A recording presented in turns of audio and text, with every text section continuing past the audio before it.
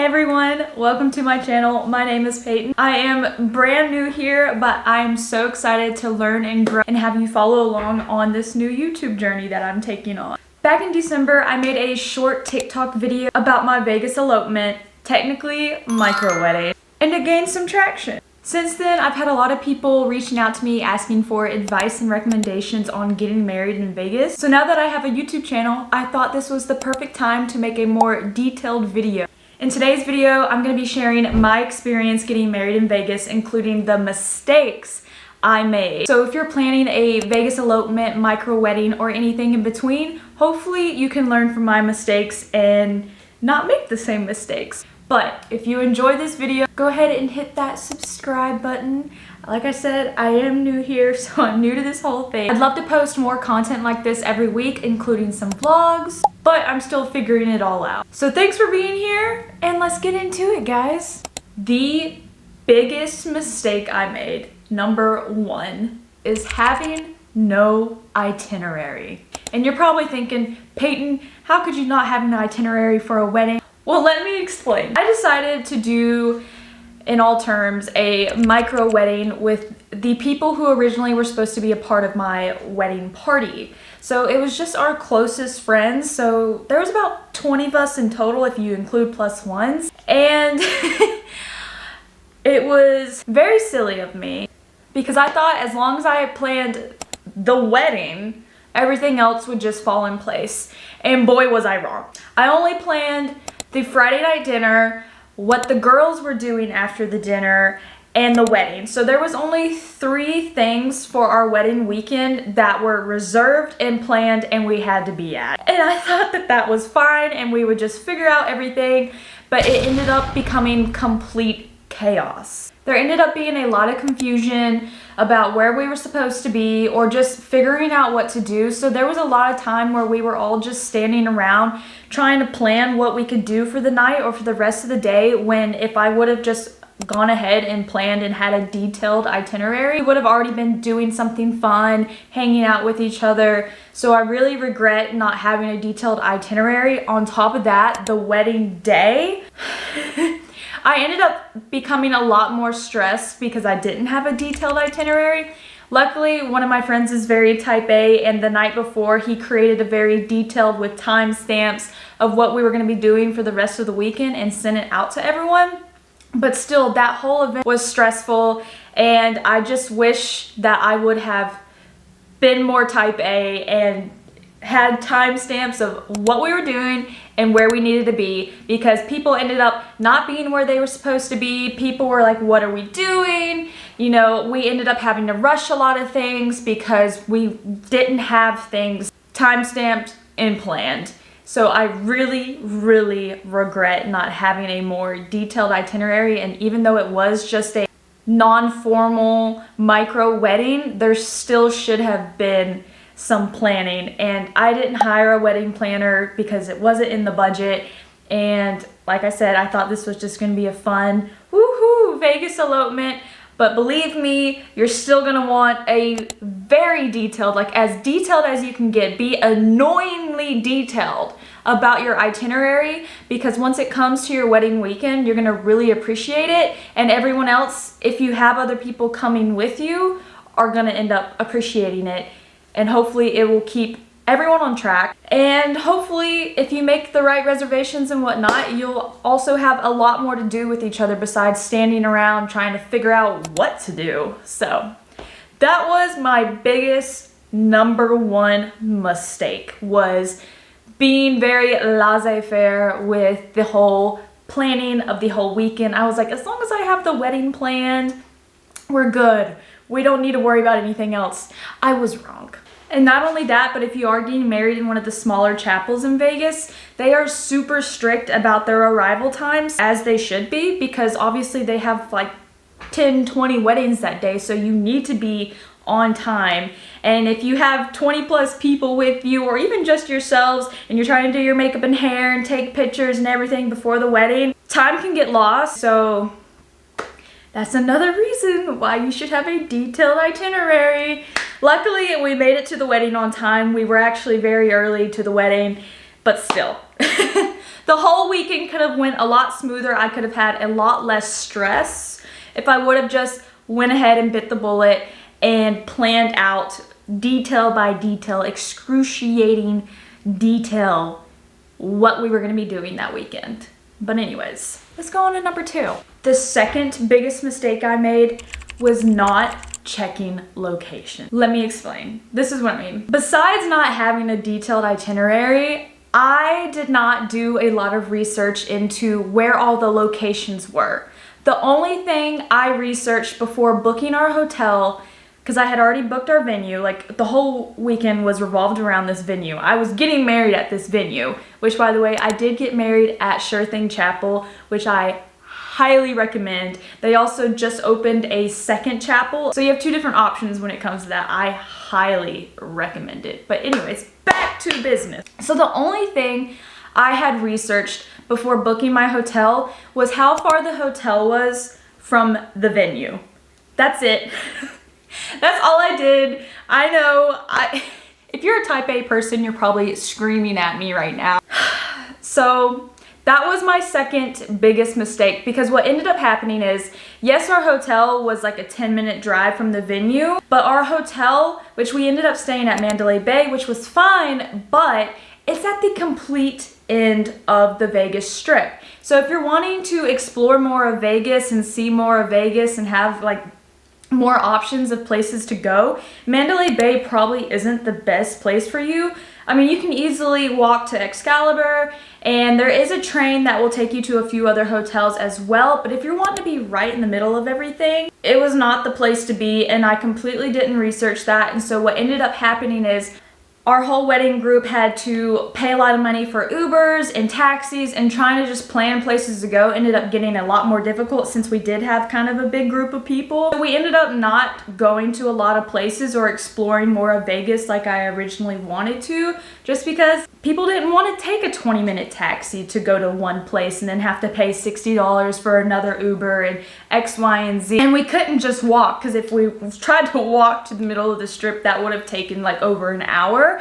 And a lot of the girls were wearing high heels, so we did not want to do that. I really, really regret just basing my hotel off of where the venue was, because it ended up not being a very convenient place to stay when we were wanting to do other things outside of the actual wedding. Now, going forward with locations, another thing I did not do when I was booking like florals and the cake is also checking, one, most importantly, if you're getting flowers and a cake or whatever, make sure they deliver, or make sure that they're close by. Luckily, with my florals, with my bouquet, they did deliver to the hotel, so that was fine. But I ended up finding out like 2 days before I was flying to Vegas that the cake I had ordered was actually a 1-hour trip to and back to the hotel, and they did not offer delivery. So luckily, we did have some friends that were nice enough to go get our cake for us, but still, that took out an hour of their day.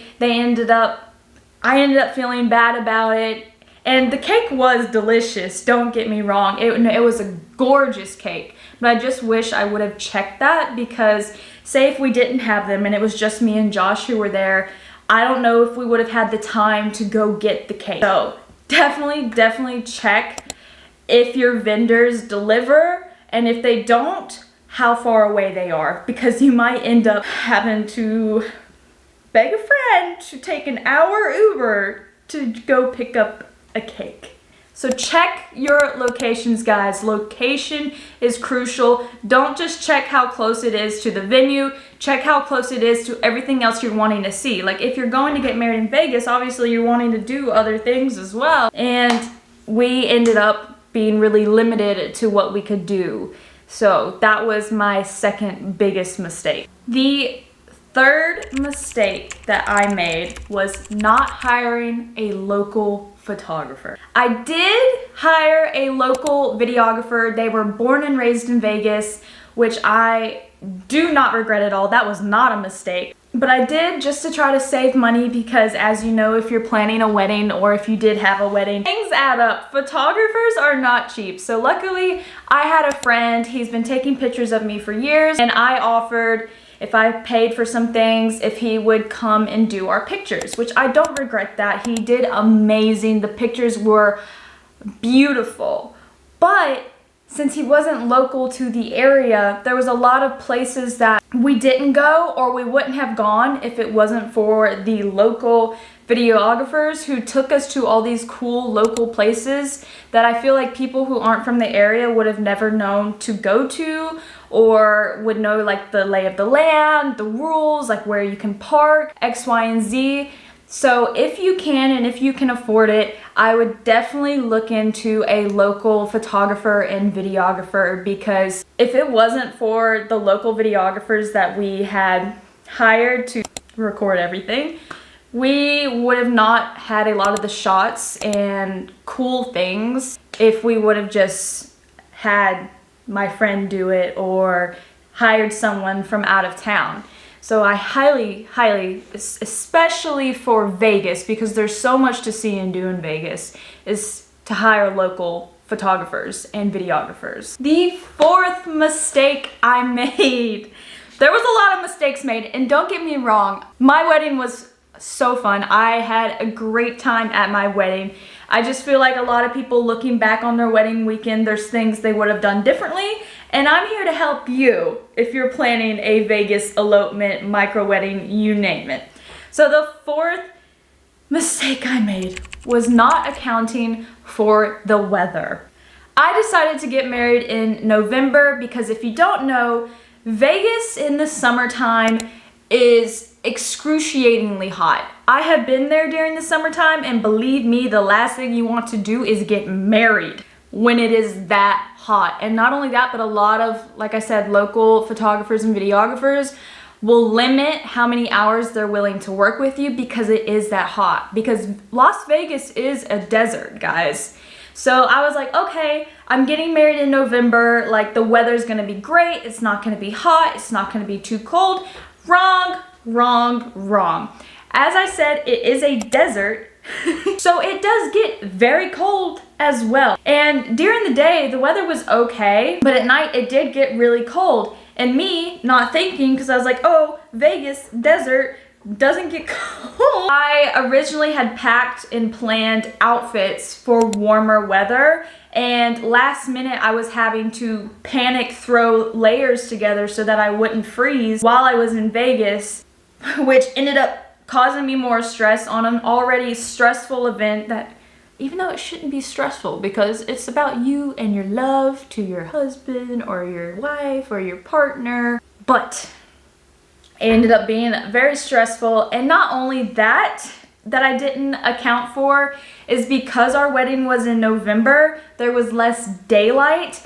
And so we discovered that the sun set at 4:30 in the afternoon, which we did not account for in my very unplanned itinerary. So we ended up having to rush to get our makeup and hair done and take pictures before the sun went down. And it was just something that I didn't think about whenever I was planning my wedding in November. So definitely take into account the weather and daylight savings, daylight time, because you're gonna need that sun when taking pictures. Definitely account for the weather, account for the time of the year, account for how long the sun is gonna be out.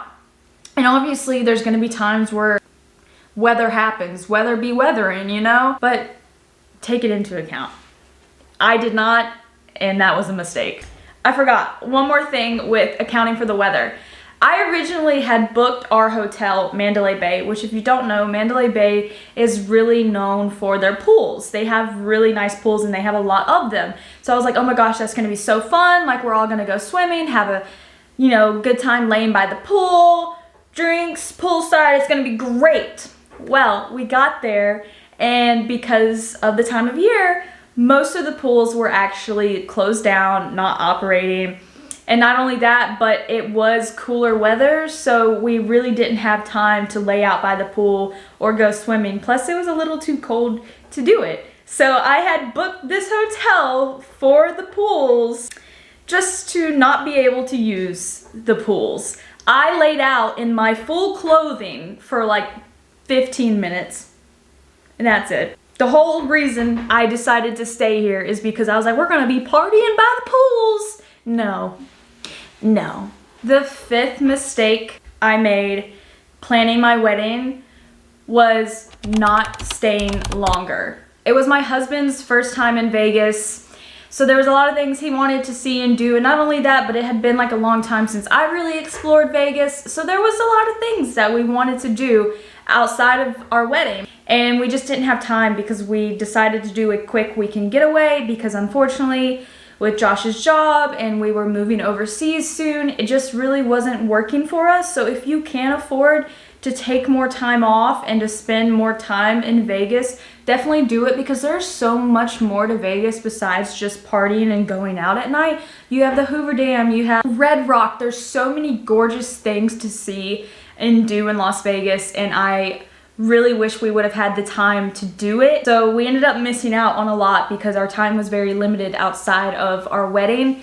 So we're definitely planning to go back in a few years because there is so much more to see and to experience in Vegas. So if you can, definitely, I would say stay no less than 4 or 5 days.